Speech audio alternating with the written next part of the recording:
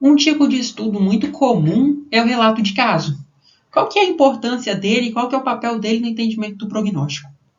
Um relato de caso nunca vai ter a mesma qualidade de uma coorte para a gente poder falar o que acontece com o paciente que tem a doença comparado com aquele que não tem. Ao contrário, aqui a gente vai pegar um caso específico de um paciente só e vai contar a história dele.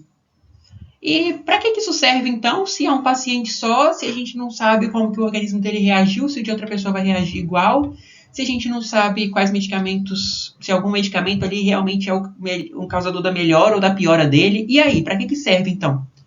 Quando a gente tem uma experiência ou síndrome recentemente definida ou uma condição rara. Como assim? Vamos supor que a gente tem uma mutação genética que só acontece em 3 pessoas do mundo. É interessante a gente contar um relato de caso dessas pessoas, porque a gente não tem pessoa suficiente para fazer uma coorte, mas a gente pode contar essa história para que alguém que tenha lidado com quadros parecidos possam, por exemplo, ir lá e ler. Olha, os sintomas foram esse, esse e esse. Eles trataram com isso, isso e isso. Significa que vai funcionar? Não sei, mas a gente pode tentar, porque é o que tem de relato na literatura. Um exemplo claro disso foi esse relato de caso aqui, que foi um dos primeiros que tiveram sobre a Covid-19.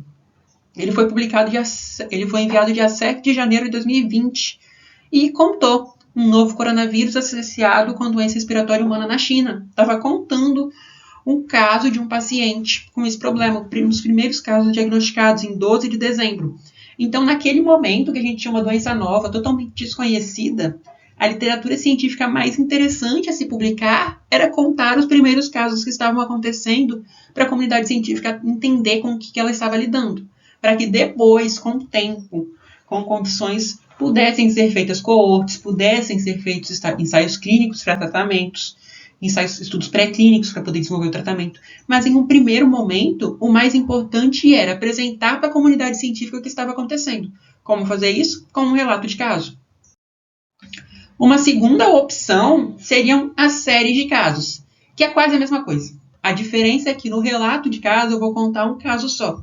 Na série de casos eu vou ter, por exemplo, 10 casos, 5 casos, às vezes até um pouco mais do que isso. Mas eu estou apenas contando a história dos pacientes. Eu ainda não estou fazendo um estudo organizado como uma coorte, às vezes eu não tenho paciente suficiente para isso, por exemplo.